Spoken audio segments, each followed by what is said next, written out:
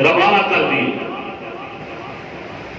جن کے امیر حضرت عاصم رضی اللہ تعالیٰ عنہ مقرر ہوئے، اور حضرت عاصم رضی اللہ تعالیٰ عنہ کے علاوہ دو ممبر اور تھے، حضرت خبیب اور حضرت زید بن وسنہ۔ یہ 10 صحابہ کرام روانہ ہو گئے۔ اگر امام الانبیاء غیب کا علم جانتے تو نہ بھیجتے کہ میں نہیں بھیج سکتا، تم جھوٹ بول رہے ہو۔ اس سے پتہ چلا کہ علم غیب اگر جانتا ہے تو کون جانتا ہے؟ اللہ جانتا ہے۔ یہی انبیاء کا عقیدہ تھا، یہی صحابہ اکرام کا عقیدہ تھا، اور عقیدہ وہی منظور اور قابل قبول ہے جو صحابہ اکرام کا ہے۔ جو عقیدہ صحابہ اکرام کے عقیدے کے برابر نہیں ہے، اس کے متوازن نہیں ہے، وہ رتی کی ٹوکری کے اندر تو پھینکا جا سکتا ہے لیکن اس کے اوپر عمل نہیں کیا جا سکتا۔ بہرحال صحابہ اکرام وہاں سے چل پڑتے ہیں، اللہ کے نبی روانہ کر دیتے ہیں۔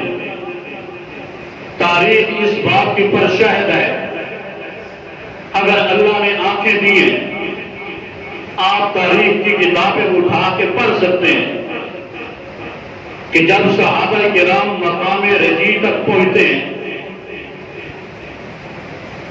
تو قافلے کے جو سردار تھے، تاریخ دانوں نے لکھا ہے کہ 200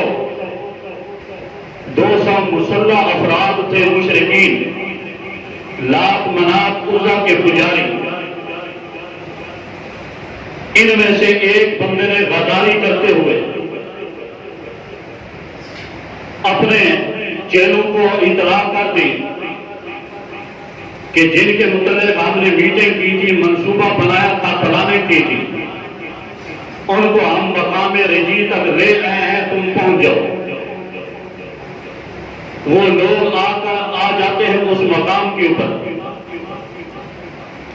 جب وہ لوگ آتے ہیں، صحابہ کرام کو پتہ چلتا ہے کہ یہ لوگ دین اسلام کے لیے ہمیں یہاں پر نہیں لائے، دین کی تبلیغ کے لیے یہاں پر نہیں لائے، بلکہ ہمیں قتل کرنا چاہتے ہیں، ظلم و تشدد کرنا چاہتے ہیں۔ تو حضرت عاصم رضی اللہ تعالیٰ عنہ نے صحابہ کو حکم دیا، اس پہاڑ کی چوٹی کے اوپر چڑھ جاؤ اور وہاں سے ان دشمنوں کا مقابلہ کرو۔ جب یہ صحابہ کرام پہاڑ کے اوپر چڑھ گئے، 10 صحابہ ہیں، ادھر سے 200 مسلح افراد ہیں، جس سے یہ نقطہ اور پوائنٹ نکلتا ہے کہ ایک صحابی 20 کافروں کے اوپر بھی بھاری ہوا کرتا ہے۔ صحابہ کرام نے جب دیکھا کہ یہ دھوکہ دینا چاہتے ہیں، پہاڑ پہ چڑھ گئے۔ مشرکین نے آواز دی کہ تم نیچے اتر آؤ، ہم تمہیں پناہ دینا چاہتے ہیں۔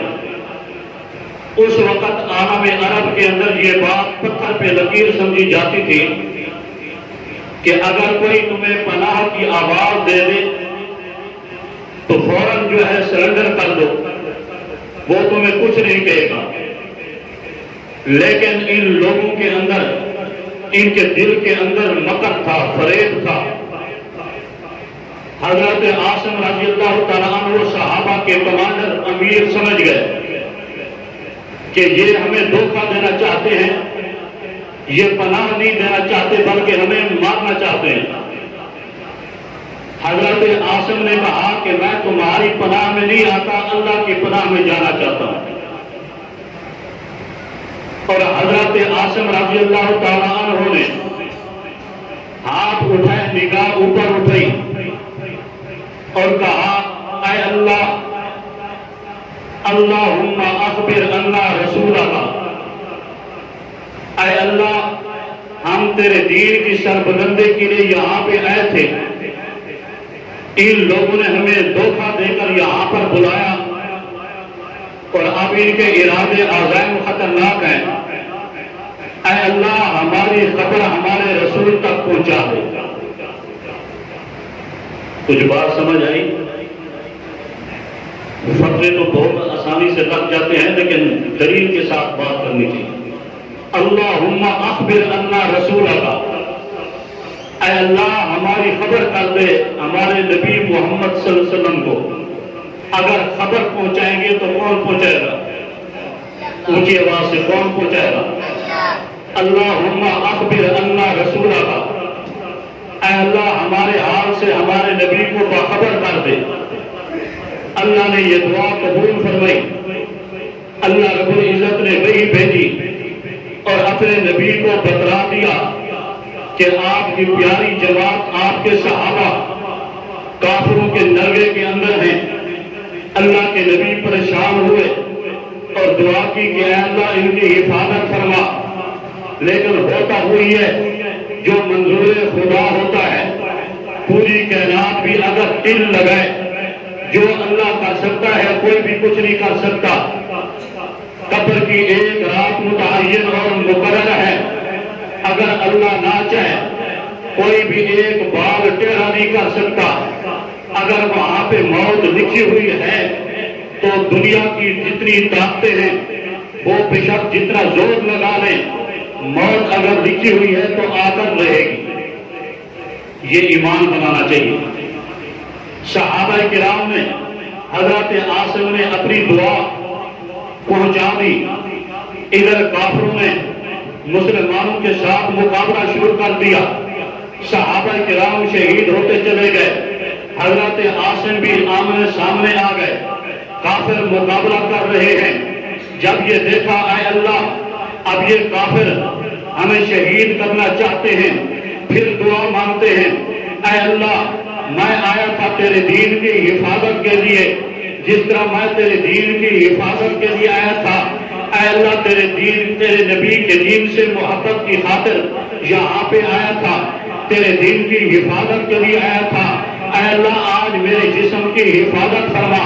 کافروں کا یہ ارادہ تھا، کیونکہ حضرت عاصم رضی اللہ تعالیٰ عنہ نے ایک مشرکہ عورت سلافہ کہ دو بیٹوں کو جنگ احد کے اندر جہنم رسید کیا تھا، اس مشرکہ عورت نے نظر مانی تھی کہ جو آدمی بھی حضرت عاصم کو شہید کر کے اس کا سر کاٹ کے لائے گا، میں اس کے قاصر سر کے اندر شراب پی کے اپنا کلیجہ ٹھنڈا کروں گی۔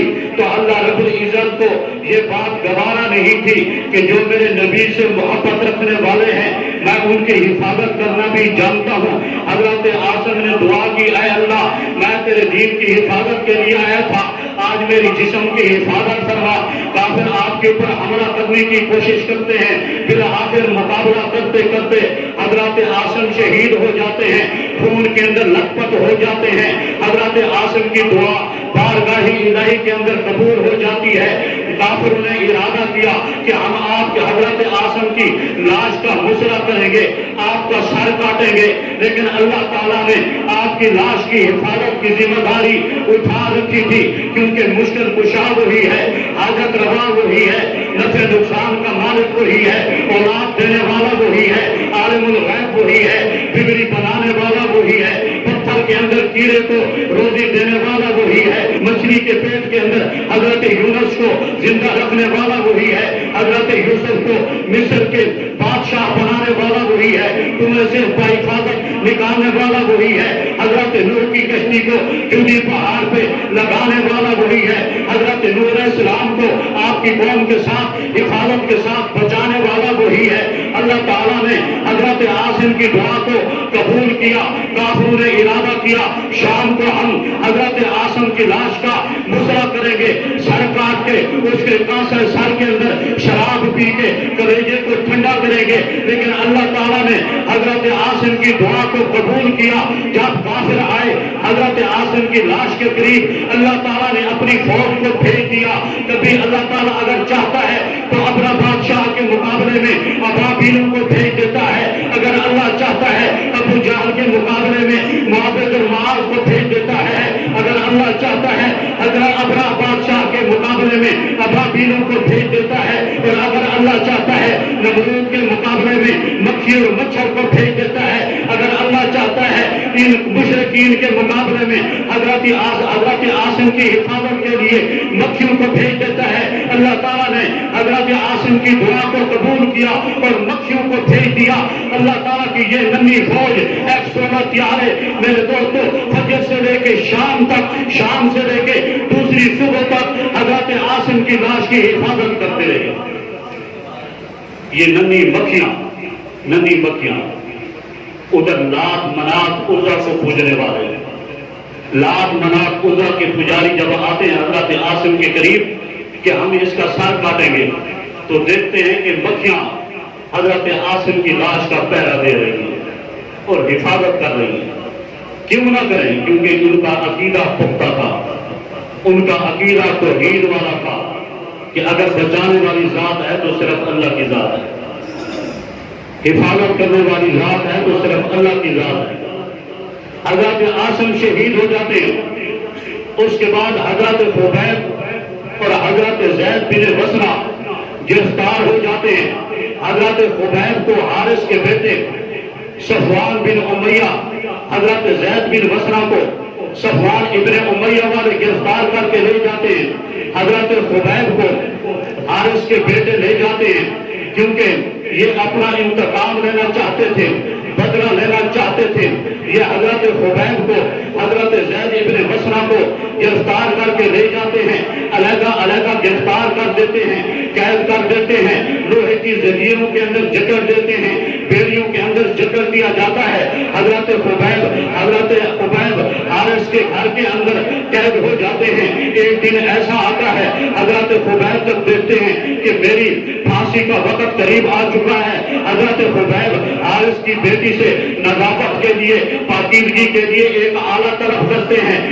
زینب بنت حارث آپ کو آلہ دیتی ہے. حضرت خبیب کیا کرتے ہیں؟ وہ آلہ لے دیتے ہیں، ہاتھ کے اندر آلہ پکڑا ہوا ہے. تھوڑی دیر کے بعد زینب بنت حارث دیکھتی ہیں کہ میرا خوبصورت بچہ، حسین و جمیل بچہ خبیب کے زانوں کے پر بیٹھا ہوا ہے. چیخ نکلتی ہے، تڑپ جاتی ہے، چیخ نکلتی ہے کہ اس کے ہاتھ کے اندر استرا ہے، اس کے ہاتھ کے اندر نظافت پاکیزگی کے لیے تیز دھار آلہ موجود ہے.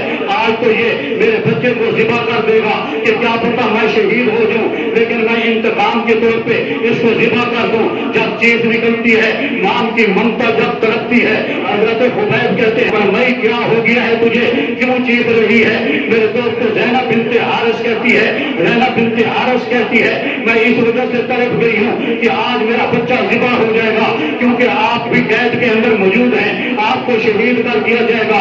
میں اسی وجہ سے خطرہ محسوس کر رہی ہوں، میرا بیٹا ذبح ہو جائے گا. لیکن حضرت خبیب کہتے ہیں کہ نہیں، ہمارا تو دین یہ سکھاتا ہے، ہم محمد کے یونیورسٹی کے طالب علم ہیں، تعلیم یافتہ لوگ ہیں کہ ہم کسی بے قصور کے اوپر وعظ نہیں کیا کرتے. یہ اپنا بچہ لے جاؤ. اسی وقت لکھنے والوں نے لکھا ہے زینب بنت حارث کو یہ بات دل کے اوپر اثر کرتی ہے اور وہ مجبور ہو جاتی ہے اور کہتی ہے کہ اے خبیب مجھے کلمہ پڑھا دیجئے. مجھے تو آج پتہ چلا ہے کہ دین اسلام سچے ہے، محمد کے صحابہ سچے ہیں. بالآخر حضرت خبیب کو وقت آتا ہے، پھانسی کے پھندے کے قریب لایا جاتا ہے. حضرت ابو سفیان اس وقت مسلمان نہیں ہوئے تھے. حضرت خبیب سے پوچھتے ہیں اے خبیب کیا تجھے یہ بات پسند ہے کہ اگر تیری جگہ پہ تیرے نبی کو معاذ اللہ پھانسی کے پھندے پہ لٹکا دیا جائے تو تیری جان چھوٹ سکتی ہے؟ حضرت خبیب کی آنکھوں سے آنسو نکلتے ہیں اور کہتے ہیں بدبخت تم تو یہ کہتے ہو ہماری جگہ پہ ہمارے نبی پھانسی کے پھندے پہ آ جائے، ہم تو اتنا بھی گوارا نہیں کر سکتے کہ ہم آرام سے چین سے سکون سے گھر بیٹھے رہیں اور ہمارے پاؤں ہمارے نبی کے ہمارے پیغمبر کے پاؤں کے تلووں کے اندر کانٹا چپ جائے. ہم تو اتنا بھی برداشت نہیں کر سکتے. یہ میرے نبی کے تربیت یافتہ صحابی تھے. صحابہ کرام کی عزت ناموس کی حفاظت کرنا یہ ہماری ذمہ داری ہے. ہم کٹ تو سکتے ہیں لیکن صحابہ کرام کی عزت کی حفاظت کریں گے. جان تو دے سکتے ہیں لیکن صحابہ کو نہیں چھوڑ سکتے. صحابہ کرام تو وہ ہستیاں ہیں جنہوں نے دین کی خاطر اپنا تن من دھن قربان کر دیا ہے. امام الانبیاء نے اسی توحید کی خاطر طیف کی وادی کے اندر پتھر کھائے ہیں، اسی توحید کی خاطر اپنے دندان مبارک شہید کرائے ہیں. اسی دین کی خاطر اپنی گردن مبارک کے اوپر آپ کی گردن کے اوپر اوجھلی ڈالی گئی ہے، اسی دین کی خاطر آپ کے سکے چچا نے آپ کو پتھر مارے ہیں، اسی دین کی خاطر حضرت زمینہ کی آنکھیں نکالی گئی ہیں، اسی توحید کی خاطر حضرت آسیہ کو دو ٹکڑے کر دیا گیا ہے، اسی دین کی خاطر حضرت سمیہ کو دو لخت کر دیا گیا ہے، اسی دین کی خاطر توحید کی خاطر حضرت بلال کو تپتی ریت پہ لٹایا گیا ہے، اسی توحید کی خاطر آپ کے سینے کے اوپر پتھر رکھے گئے ہیں، اسی توحید کی خاطر حضرت امیہ ابن خلف نے توحید کے نعرے کی وجہ سے مکہ کی گلیوں کے اندر حضرت بلال کو گھسیٹا ہے، اسی دین کی خاطر صحابہ کرام کو آگ کے اندر جلا دیا گیا ہے، اور آج ہم بھی صحابہ کرام کو نہیں چھوڑ سکتے۔ صحابہ کرام وہ ہستیاں ہیں جن کی وجہ سے آج ہم تک اسلام پہنچا ہے، صحابہ کرام وہ ہستیاں ہیں جن کی وجہ سے ہمیں اسلام ملا ہے، انہوں نے اپنی جانوں کے نذرانے پیش کیے ہیں، اور آج تک ہم یہ اسلام ہم تک پہنچا ہے۔ تحفے کے طور کے اوپر آج ہم یہی کہہ سکتے ہیں کہ یہ ممکن ہے کہ یکایک کرتے چھوڑتے زمین اپنی